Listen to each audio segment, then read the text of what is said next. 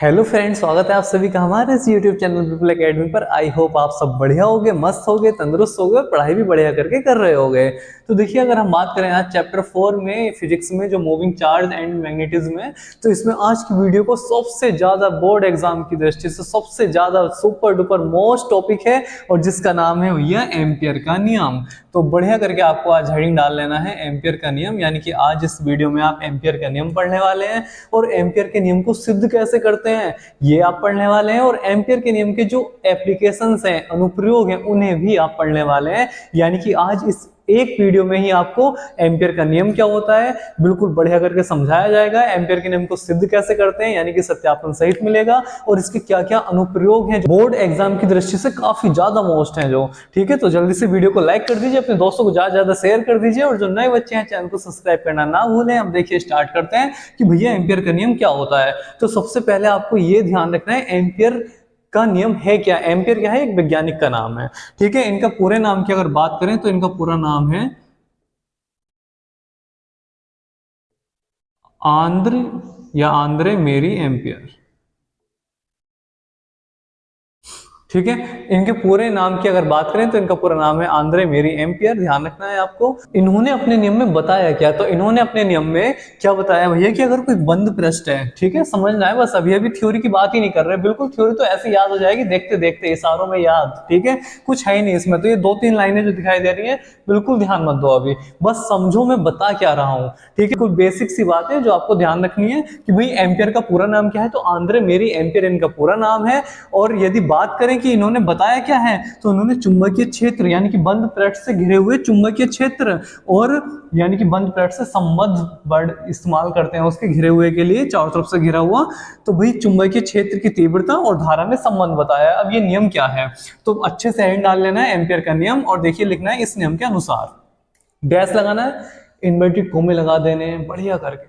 ठीक है, ताकि बिल्कुल मस्त हो जाए देखने वाला, यानी कि जो एग्जामिनर है आपकी कॉपी को जैसे ही देखे गदगद हो जाए, मजे ही आ जाए। तो देखिए इन्वर्टेड कोमे लगा देने, इन्वर्टेड कोमे वही 66 से शुरू होते हैं, 99 पर बंद होते हैं। ध्यान रखना है किसी बंद पृष्ठ के अनुदिश चुंबकीय क्षेत्र वेक्टर के रेखीय समाकलन का मान। ठीक है, किसी बंद पृष्ठ के अनुदिश चुंबकीय क्षेत्र वेक्टर के रेखीय समाकलन का मान उस पथ से घिरे पृष्ठ से गुजरने वाली कुल धारा I के मान का म्यू नोट गुना होता है। अब भैया ये क्या है, ठीक है, ये तो डेफिनेशन हो गई, बिल्कुल इन्वर्टेड कोमे में लिख के बंद कर देना है। अब देखिए कितने आराम से आपको याद होने वाला है, कुछ नहीं करना, बिल्कुल कोई झंझट नहीं है, बिल्कुल आराम से याद हो जाएगी। देखिए क्या लिखा हुआ है, कि ये लिखा हुआ है कि किसी बंद पथ, ठीक है, तो एक बंद पथ बना लेना है कि अनुदिश, किसी बंद पथ के अनुदिश चुंबकीय क्षेत्र वेक्टर, चुंबकीय क्षेत्र भी हो गया, ऊपर वेक्टर लग गया, कि किसी बंद पथ के अनुदिश चुंबकीय क्षेत्र वेक्टर के रेखीय समाकलन का मान, कि किसी बंद पथ के अनुदिश चुंबकीय क्षेत्र वेक्टर के रेखीय समाकलन का मान। ठीक है, यहां तक आ गए।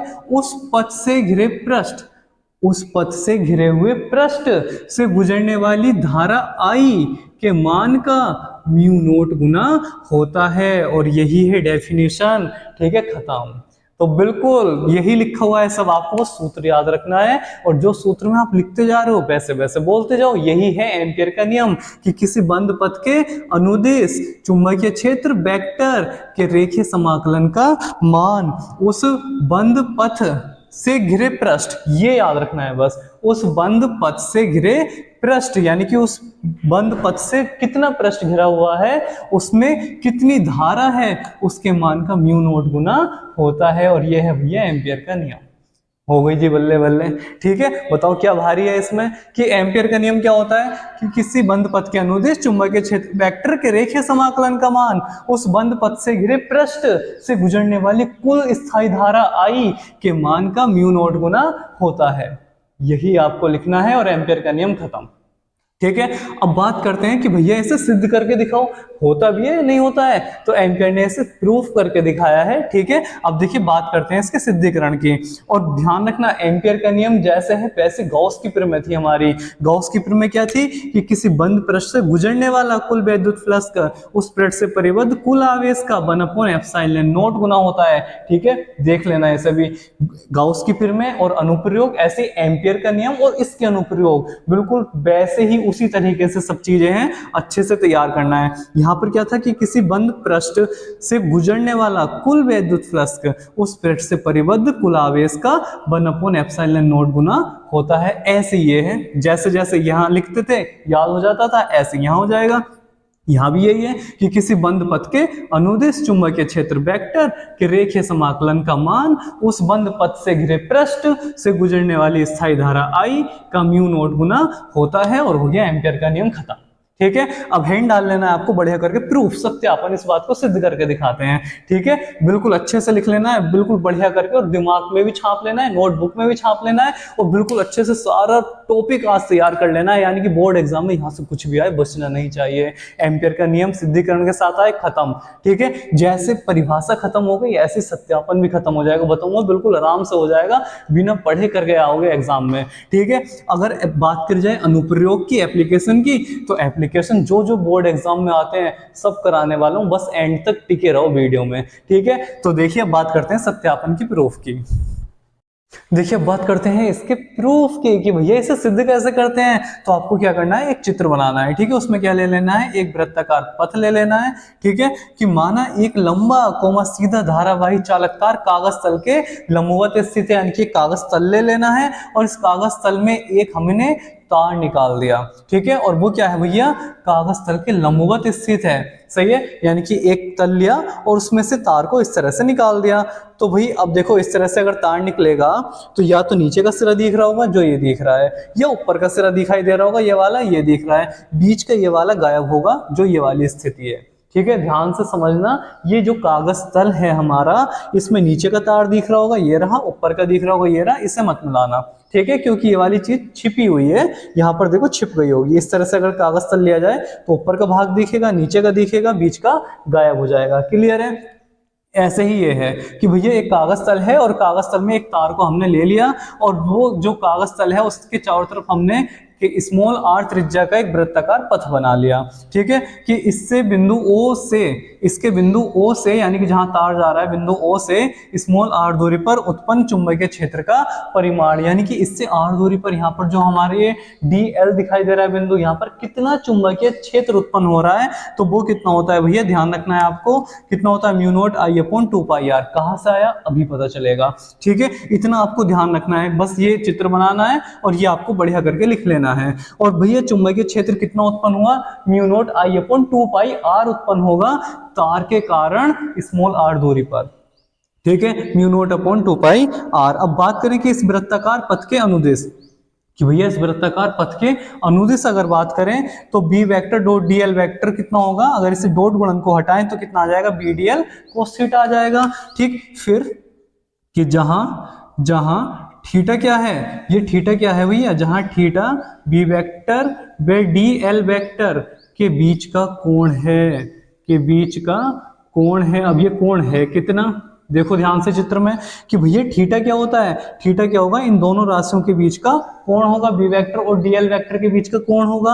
अब कोण है कितना, तो देखो कोण कितना है, थीटा बराबर कितना है, थीटा बराबर है भैया 0 डिग्री। अब कैसे है 0 डिग्री, ये जो चुंबकीय क्षेत्र की तीव्रता है ना, इसकी दिशा, तो चुंबकीय क्षेत्र की तीव्रता की दिशा तो हमेशा ही कागज तल के लंबवत बाहर की तरफ होती है।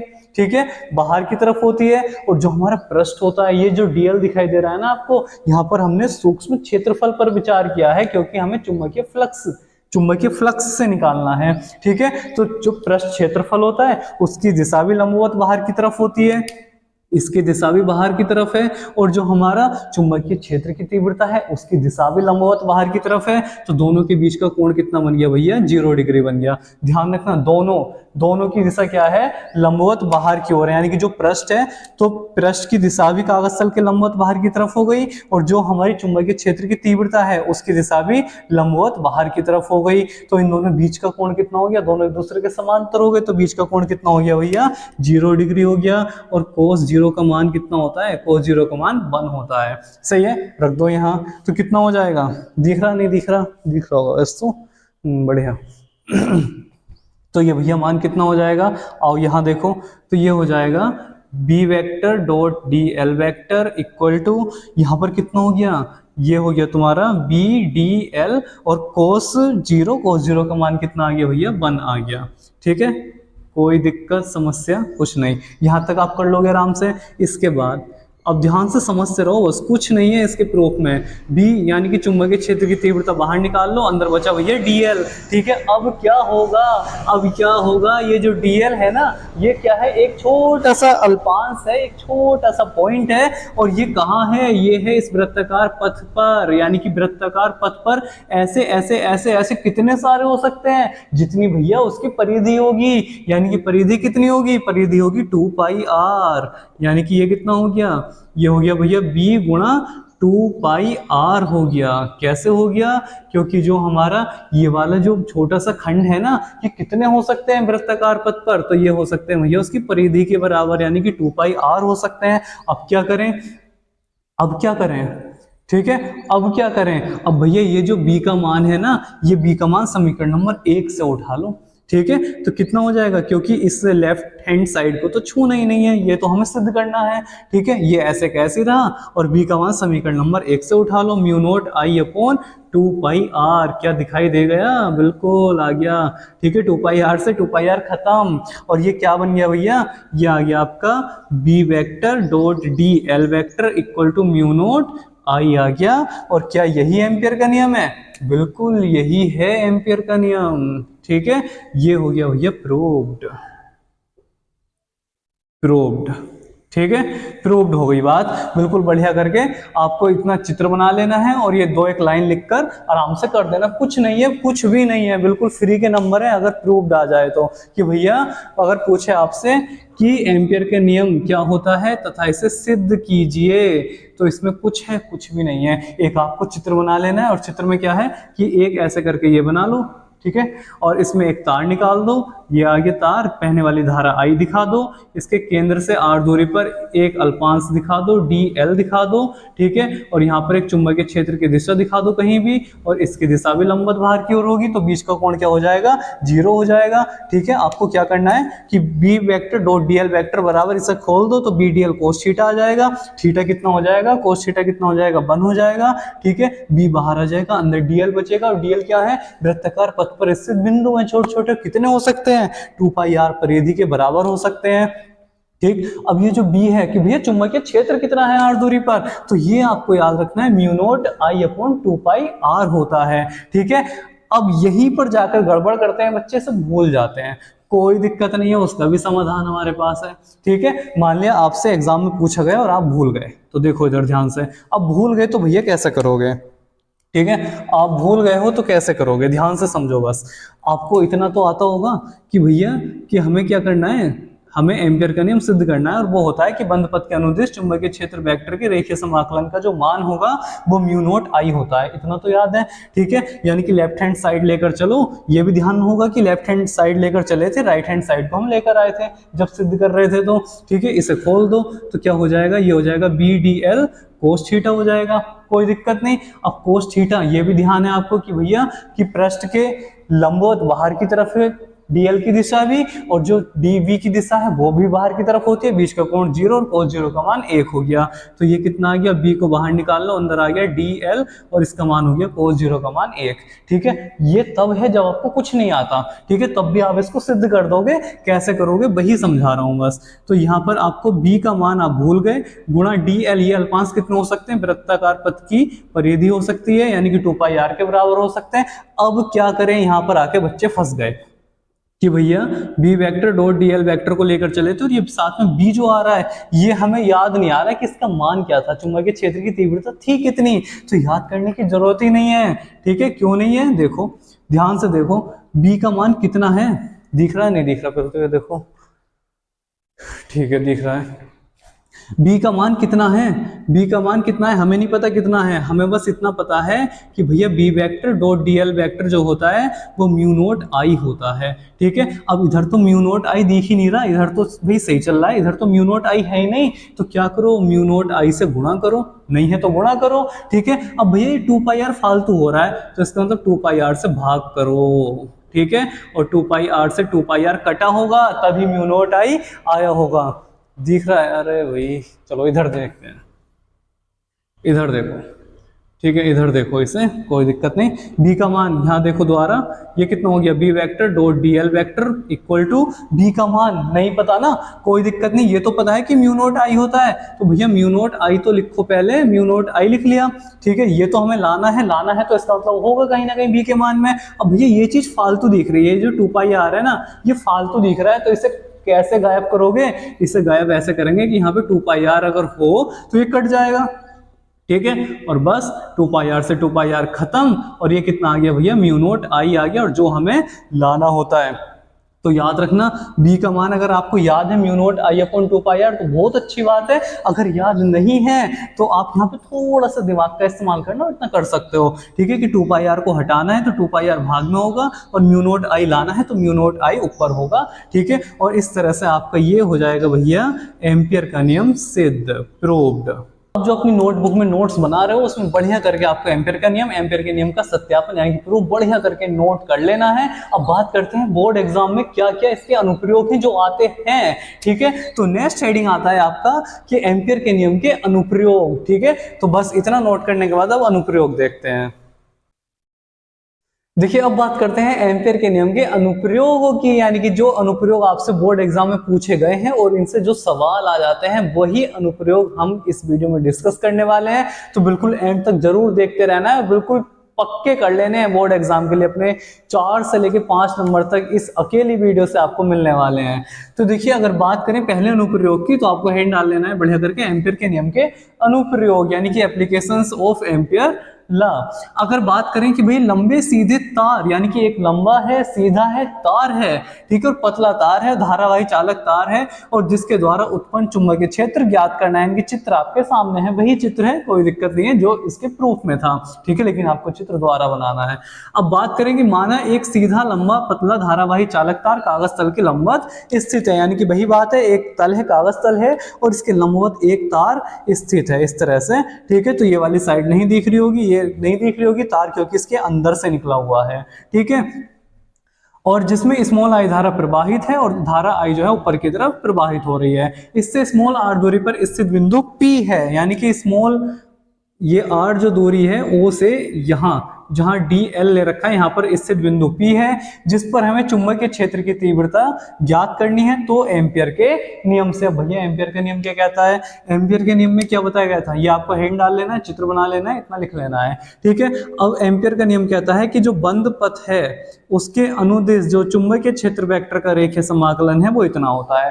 ठीक है, ये बात बताई गई है। अगर इसे, और वो कितना होता है, म्यू नोट आई होता है, समीकरण नंबर 1। एम्पियर के नियम में यही तो बताया गया है, और एम्पियर के नियम का अनुप्रयोग है तो इसके द्वारा ही सिद्ध करोगे। ठीक है, तो ध्यान से देखते रहो, बस समझते रहो। तो इस बंद वृत्ताकार पथ के अनुदेश, पथ के अनुदेश, ठीक है, देखिए ध्यान से, अनुदिश क्या होने वाला है कि भाई अगर B vector dot D L vector को लें तो इसे अगर खोलते हैं तो क्या आएगा, B D L cos theta आएगा। सही है, थीटा क्या है भैया, थीटा बी और डी एल के बीच का कोण है, कि जहां थीटा क्या है, बी वेक्टर व डी एल वेक्टर के बीच का कोण है, के बीच का कोण है। क्लियर है बात, ठीक है। अब कोण है तो कोण है कितना, तो देखो ध्यान से, डी एल यानी कि जो हमने बिंदु लिया है उस पर अगर सूक्ष्म क्षेत्रफल की बात करें, क्योंकि चुंबकीय फ्लक्स है, फ्लक्स में क्षेत्रफल लिया जाता है, ठीक है, तो पृष्ठ की दिशा लंबवत बाहर की तरफ, चुंबकीय क्षेत्र जो है उसकी दिशा भी लंबवत बाहर की तरफ, जो भी पीछे बताया था। तो भैया दोनों एक दूसरे के समांतर हो गए और थीटा बराबर कितना आ गया हमारा 0 डिग्री आ गया, 0 डिग्री। और कोस 0 का मान कितना होता है, 1 होता है, 1 होता है, ठीक है। बढ़िया करके बिल्कुल लिखते रहना है, समझते रहना है चीजों को। अब भैया कितना हो जाएगा, ये हो जाएगा B vector dot D L vector equal to, अब यहां पर कितना हो जाएगा बी डी एल, और कोस 0 का मान भैया कितना होता है, 1 होता है, 1 होता है। यहां तक कोई दिक्कत नहीं।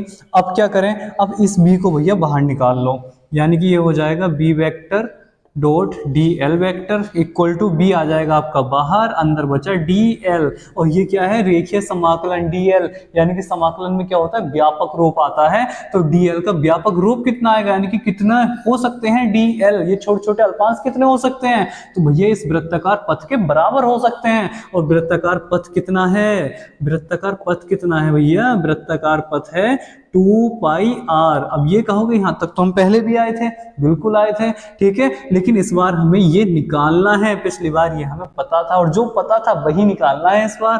तो देखो भैया एम्पियर के नियम में क्या बताया गया है कि भाई जो B vector dot DL vector है उसका मान कितना होता है, म्यू नॉट आई होता है। तो इसका मान कहां से रख दो, समीकरण नंबर 1 का इस्तेमाल कर लो, यानी कि एम्पियर के नियम का इस्तेमाल करो जब एम्पियर के नियम का अनुप्रयोग है तो, और ये हो जाएगा mu naught I equal to B गुणा 2 पाई आर, और बी का मान कितना आ जाता है भैया, यहां से कितना आ जाएगा, म्यू नॉट आई अपॉन, ये क्या करेगा, भाग करेगा, यानी कि 2 पाई आर, और यही हमें सिद्ध करना था, यही हमें निकालना था। और ध्यान रखना इतना ही होता है, इतने टेस्ला या वेबर प्रति मीटर स्क्वायर क्या होती है, यानी कि एक सीधा लंबा पतला धारावाही चालक तार है, अगर ठीक है, सीधा है, पतला है, लंबा है और धारावाही चालक तार है, तो उसके द्वारा जो चुंबकीय क्षेत्र उत्पन्न होता है वो होता है भैया mu naught I upon 2 pi R. अच्छे से ध्यान से बिल्कुल दिमाग में फिट कर लेनी है बात, और बढ़िया करके नोट कर लेना है, और डेरिवेशन हो गया और पहला अनुप्रयोग खत्म हो गया, ठीक है। कुछ था इसमें, कुछ भी नहीं था, बस सीधा सीधा आपको लिख लेना है कि B vector dot DL vector बराबर B dl cos theta. Theta क्या होता है, बी और डीएल के दोनों के बीच का कोण होता है। अब दोनों ही पृष्ठ के लंबवत, कागज तल के लंबवत बाहर की तरफ है दोनों की दिशाएं, तो बीच का कोण हो गया 0, और कोस 0 का मान होता है भैया 1, ठीक है। और यहाँ पर 1 कोस 0 का मान जैसे ही 1 लगाया तो बी और डीएल बचा, बी को बाहर निकाल लो क्योंकि ये हमें निकालनी है, इस बार चुंबकीय क्षेत्र की तीव्रता ज्ञात करनी है। और डीएल क्या है, डीएल क्या है, यहाँ पर समाकलन का चिन्ह बताता है कि इसे हटाएंगे तो इसका व्यापक रूप लाना है, यानी कि कितना हो सकता है डीएल का मान, कितने हो सकते हैं भैया, ये होते हैं वृत्ताकार पथ के बराबर हो सकते हैं, और वो कितना हो सकता है, वो कितना होता है, तो ध्यान रखना ये जो होता है, ये होता है भैया 2 पाई आर वृत्ताकार पथ के लिए। तो इसकी जगह हमने क्या लिख दिया, 2 पाई आर लिख दिया, 2 पाई आर, और बी का मान निकालना था तो इसका, इसके स्थान पर क्या रख दो, समीकरण 1 का इस्तेमाल कर लो, ठीक है, समीकरण 1 से, क्योंकि एम्पियर के नियम का अनुप्रयोग है तो एम्पियर के नियम लगाओगे तभी तो उसका प्रयोग करोगे, तभी तो अनुप्रयोग बनेगा, ठीक है। तो इसका भैया हमने मान लगा दिया समीकरण नंबर 1 से म्यू नॉट आई, और यहां से बी का मान निकल कर आ गया mu naught I upon 2 pi R, और यही है आपका सीधे लंबे पतले धारावाही चालक तार के द्वारा उत्पन्न चुंबकीय क्षेत्र mu naught I upon 2 pi R. बढ़िया करके बिल्कुल अच्छे करके स्क्रीनशॉट ले लो, अपनी नोटबुक में नोट कर लो। अब बात करते हैं इससे अगले अनुप्रयोग की, जो इससे ज्यादा मोस्ट है, ठीक है, इससे भी ज्यादा मोस्ट है जो अनुप्रयोग, वो आपके सामने अब आने वाला है। तो बिल्कुल बढ़िया करके इसे तैयार कर लेना है, यहां से सवाल भी आ जाते हैं, ठीक है। ध्यान रखना क्वेश्चन आता है एम्पियर के नियम से आप क्या समझते हैं, आपको एक सवाल आ जाता है, ठीक है। और सवाल कैसा होता है, बहने वाली तार में कहेगा कि एक पतला सीधा लंबा चालक तार है जिसमें इतने एम्पियर की धारा बह रही है, इससे इतने सेंटीमीटर या एमएम जो भी दे दूरी दे देगा, यानी आर का मान दे देगा, पर चुंबकीय क्षेत्र की तीव्रता ज्ञात कीजिए। तो म्यू नॉट 2 पाई, इनके मान पता है आपको, ठीक है। म्यू नॉट का मान कितना होता है, 4 पाई गुणा 10 की घात -7 होता है। आई का मान आपको दे देगा, आर का मान दे देगा, और बस कैलकुलेट करना है और आंसर आ जाना है, और आया हुआ है ऐसा, ठीक है। एम्पियर के नियम से आप क्या समझते हैं, और बिल्कुल इसी अनुप्रयोग से बोर्ड एग्जाम में सवाल पूछा गया था, 4 नंबर में क्वेश्चन था। तो 2 नंबर की आपकी एम्पियर के नियम की परिभाषा हो गई, और 2 नंबर में आपका सवाल हो गया, और बिल्कुल 4 नंबर पक्के हो गए, ठीक है। अब देखिए अगला अनुप्रयोग क्या है, जो खुद अनुप्रयोग अपने आप में एक डेरिवेशन जो है खुद अपने आप में बहुत ज्यादा मोस्ट है। तो देखिए क्या है वो, देखिए अब बात करने वाले नेक्स्ट अनुप्रयोग की, और जो सबसे ज्यादा मोस्ट इंपॉर्टेंट अनुप्रयोग में आता है आपके, और वो क्या है कि भैया एक धारावाही सीधी लंबी परिनालिका द्वारा उत्पन्न चुंबकीय क्षेत्र है। ठीक है, जैसे कि आपके स्प्रिंग वगैरह होते हैं, या फिर आपने देखा होगा कि बहुत बिल्डिंग होती है, फैक्ट्रियां वगैरह होती हैं, कंपनी वगैरह होती हैं, और उनकी जो बाउंड्री होती है उस पर इस तरह से तार लिपटा हुआ होता है। ठीक है, होता है, वही है हमारी वृत्ताकार कुंडली। यही वृत्ताकार कुंडली है, जैसे आप एक स्प्रिंग देख सकते हैं, ठीक है, या फिर वृत्ताकार कुंडली बहुत सारे एग्जाम्पल वगैरह हो सकते हैं। फिलहाल आपको ये देखना है कि आपने एक तार लिया, उस तार को लपेटकर इस तरह से रोलिंग करते हुए उसे घुमाते हुए आगे क्या बना दी उसकी भैया, एक धारावाही लंबी सीधी परिनालिका बना दी। तो इसके द्वारा कितना चुंबकीय क्षेत्र उत्पन्न होगा ये हमें ज्ञात करना है। तो बढ़िया करके हेडिंग डाल लेना है कि एक धारावाही लंबी सीधी परिनालिका द्वारा उत्पन्न चुंबकीय क्षेत्र।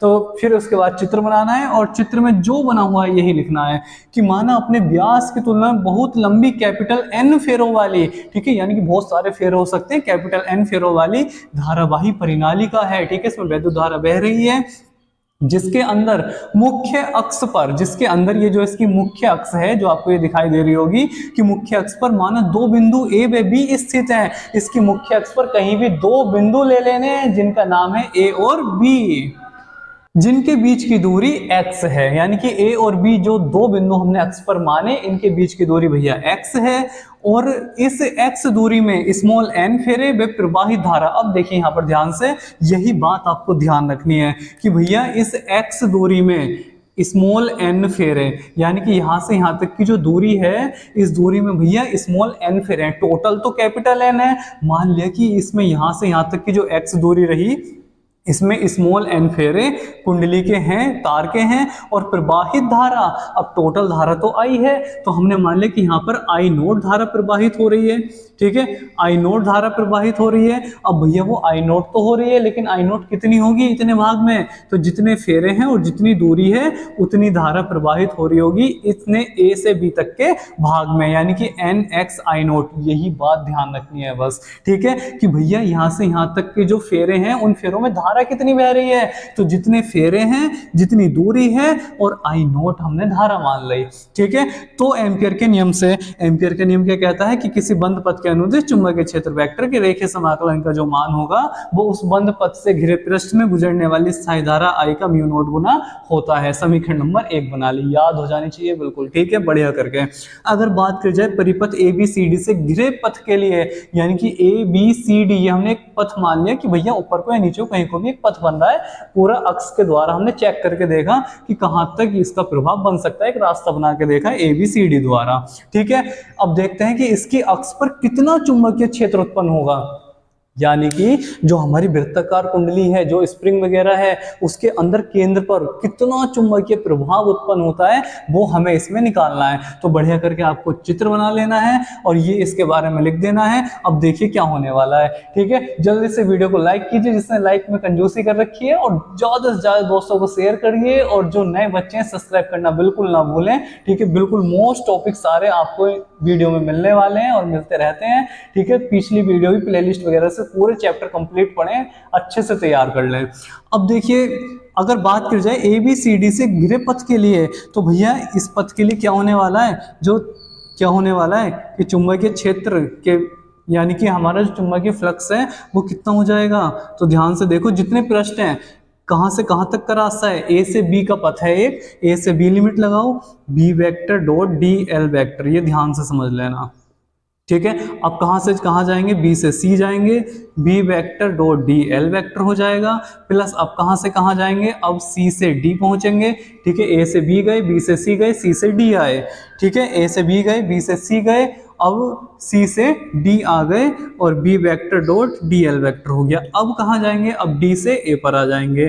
ठीक है, डी से ए पर आ गए, और B vector dot D L vector, और ये भैया हमने क्या लगा दी, लिमिट लगा दी। अब ध्यान से देखो, ध्यान से देखो चित्र को, ए से बी, जब हम ए से बी चले, ठीक है, ए से बी चले भैया जब हम, तो ए से बी जब हम चल रहे हैं तो जो हमारी चुंबकीय क्षेत्र है उसकी दिशा भी लंबवत बाहर की तरफ है, ठीक है, लंबवत बाहर की तरफ है, और जो पृष्ठ है उसकी दिशा भी लंबवत बाहर की तरफ है, यानी कि ए और बी के लिए थीटा बराबर कितना रहने वाला है, 0 डिग्री। और यही ध्यान रखना, ए और बी के लिए भैया हमारा जो कोण है वो कितना रहने वाला है, BDL कोस 0 डिग्री, प्लस अगर बी से सी देखें, बी से सी देखें चित्र में, तो बी से सी देखेंगे तो पृष्ठ की दिशा ये वाली हो गई, चुंबकीय क्षेत्र की दिशा ये वाली हो गई, यानी कि इस बार क्या हुआ, चुंबकीय क्षेत्र तो वही था लेकिन पृष्ठ की जो दिशा थी वो चेंज हो गई, 90 डिग्री घूम गई, और जिसकी वजह से BDL कितना हो गया, कोस 90 डिग्री हो गया।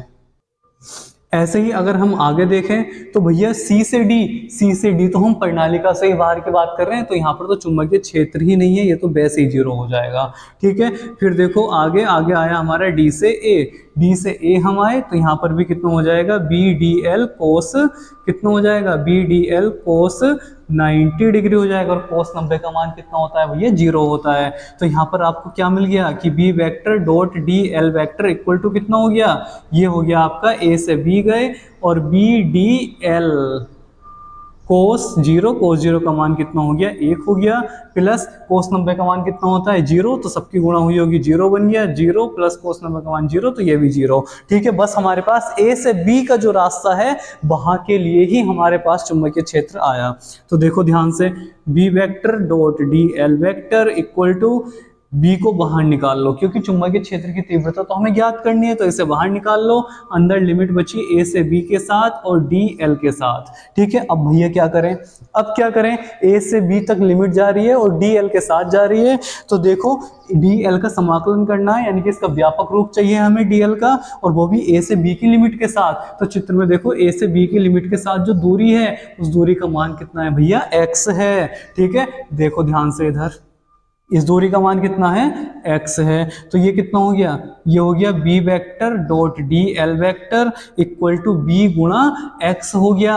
अब आती है बात मजे की, ठीक है, क्या आती है बात कि भैया ये जो x दूरी है, ठीक है, इस x दूरी तो हमने ले ली, अब भैया क्या करा जाए, तो एम्पियर के नियम का अनुप्रयोग है, तो इस्तेमाल करो समीकरण नंबर 1 का, यानी कि समीकरण 1 से, और समीकरण 1 से क्या मिलने वाला है, समीकरण 1 से मिलने वाला है म्यू नोट आई, ठीक है, यानी कि BDL का मान कितना हो गया, म्यू नोट आई और B गुणा x। अब देखो क्या होगा, अब सबसे ज्यादा गलती होने के चांस यही रहते हैं, बच्चे क्या करेंगे, सीधे सीधे B equal to mu naught I upon x लिख दिया और आंसर आगे खत्म हो गया, और यही गलत हो गया, यही गलत हो गया, ठीक है। क्यों गलत हो गया, क्योंकि भैया जो x दूरी है, x दूरी ये वाली है a से b तक की, और इस x दूरी में धारा जो थी वो I नहीं थी, वो धारा जो थी वो भैया ये थी, कहाँ गई, ये वाली थी, ठीक है। उसमें जो धारा बह रही थी, x दूरी में जो धारा बह रही थी वो ये वाली बह रही थी, कि n फेरे थे, x दूरी थी और I नोट धारा थी, ठीक है। तो भैया यहाँ पर म्यू नोट ऐसे का ऐसे ही रहेगा, और I के स्थान पर क्या रखने वाले हैं, I नोट n x रखने वाले हैं, और B इंटू x हो गया, x से x कैंसिल हो गया, और B बराबर कितना आ गया, B बराबर आ गया mu naught I note into n, या फिर n को लिख लो शुरू में, तो n कितना हो जाएगा, B equal to n mu naught I naught, और ये आई आपकी चुंबकीय क्षेत्र की तीव्रता जो आपको याद रखनी है, इतने टेस्ला या वेबर प्रति मीटर स्क्वायर, ठीक है। क्वेश्चन आपसे पूछता है कि धारावाही परिनालिका द्वारा उत्पन्न चुंबकीय क्षेत्र की तीव्रता ज्ञात कीजिए, या अक्ष पर तीव्रता ज्ञात कीजिए, ये कितनी होती है, तो होती है भैया mu naught I note into n होती है, ठीक है। ये बढ़िया करके आपको सूत्र भी याद रखना है और डेरिवेशन तो बिल्कुल बढ़िया करके तैयार करना है, ठीक है। सुपर डुपर मोस्ट 2 ही अनुप्रयोग हैं आपके सिलेबस में, और दोनों के दोनों मोस्ट हैं। सवाल में एक चीज और ध्यान रखना, परिनालिका कितनी भी बड़ी हो चुंबकीय क्षेत्र पर घंटा फर्क नहीं पड़ता, ठीक है। परिनालिका कितनी भी लंबी हो चुंबकीय क्षेत्र पर फर्क नहीं पड़ता, क्यों, क्योंकि चुंबकीय क्षेत्र का जो मतलब आ रहा है वो फेरों से आ रहा है, कि कितने फेरे हैं और कितनी धारा बह रही है। ज्यादा फेरे होंगे तो ज्यादा चुंबकीय क्षेत्र होगा, यानी कि ज्यादा तार लिपटा हुआ है तो ज्यादा चुंबकीय क्षेत्र होगा, और ज्यादा धारा बह रही होगी तो ज्यादा चुंबकीय क्षेत्र होगा। कुंडली कितनी बड़ी है कोई फर्क नहीं पड़ेगा, ध्यान रखना, ठीक है। घंटा फर्क नहीं पड़ने वाला कि कुंडली कितनी बड़ी, अरे भैया कितनी भी बड़ी हो, ठीक है, हमें तो बस उससे मतलब है कि कितने फेरे हैं और कितनी धारा बह रही है, साफ साफ दिख रहा है। आई नोट से मतलब है, एन से मतलब है, ठीक है, और एक निश्चित भाग से मतलब है, ठीक है, कि भैया एक निश्चित भाग में कितनी धारा बह रही है, कितने फेरे हैं, और म्यू नॉट का मान पता ही है आपको। तो आपसे वो क्या कहेगा कि एक धारावाही परिनालिका है जिसमें इतने एम्पीयर की धारा बहती है, इतने फेरे हैं, चुंबकीय क्षेत्र केंद्र पर, चुंबकीय क्षेत्र बताइए, लगा दो, खत्म, ठीक है। जैसे धारावाही परिनालिका है, ध्यान रखना N, mu naught, I naught, ये उसका आंसर है, ठीक है। बिल्कुल बढ़िया करके आपको अच्छे से तैयार कर लेने हैं दोनों अनुप्रयोग, एम्पियर का नियम, एम्पियर के नियम का सत्यापन, सब कुछ मोस्ट है, यानी कि इसके अलावा वीडियो में, यानी कि इस नियम से कुछ आने वाला ही नहीं है। जितना भी वीडियो में बताया गया है सारा मोस्ट है और सारा ही कुछ तैयार करना है आपको, ठीक है। इतना तैयार कर लीजिए और ये जो सूत्र हैं इन्हें बिल्कुल दिमाग में फिट कर लेना, याद कर लेना, क्योंकि इनसे सवाल आ जाते हैं। अगर अनुप्रयोग नहीं आए तो सवाल आ जाते हैं कि एम्पियर के नियम से आप क्या समझते हैं, आगे सवाल दे देगा और बहुत आसान से आएंगे, ठीक है। आई नोट दे देगा, एन दे देगा, बी पूछ लेगा और इसका जिक्र कर देगा धारावाही परिनालिका का, या फिर एक सीधे लंबे पतले धारावाही चालक तार का जिक्र कर देगा और तो पूछ लेगा कि उससे इतनी दूरी पर चुंबकीय क्षेत्र की तीव्रता बताइए। कुछ भी पूछे, दोनों डेरिवेशनों से सवाल कहीं से भी कुछ भी आए, बच के नहीं जाना है, सही है। तो अच्छे से पूरे टॉपिक को, पूरी वीडियो को बढ़िया करके तैयार कर लेना है और मिलते हैं जल्दी नई वीडियो में नए टॉपिक के साथ। तब तक अपना ख्याल रखें, मस्त रहें, और जो बच्चे अभी नए हैं चैनल को सब्सक्राइब करना ना भूलें और ज़्यादा से ज़्यादा वीडियो को शेयर कीजिए, लाइक कीजिए। Thank you so much.